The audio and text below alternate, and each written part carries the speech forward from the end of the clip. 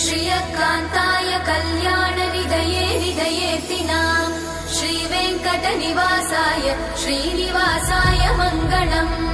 लक्ष्मी सविभ्रमालोक सुभ्रूविभ्रमचक्षुषे चक्षुषे सर्वलोकानां वेङ्कटेशाय मङ्गलम्।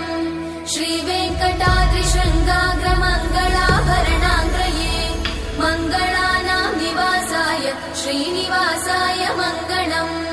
सर्वावयव सौन्दर्य सम्पदा सर्वचेतसां सदा सम्मोहनायास्तु वेङ्कटेशाय मङ्गलम्। नित्याय निरवध्याय सत्यानन्दचिदात्मने सर्वान्तरात्मने श्रीमद् वेङ्कटेशाय मङ्गलम्। स्वतः सर्वविदे सर्वशक्तये सर्वशेषिने सुलभाय सुशीलाय वेङ्कटेशाय मङ्गलम्।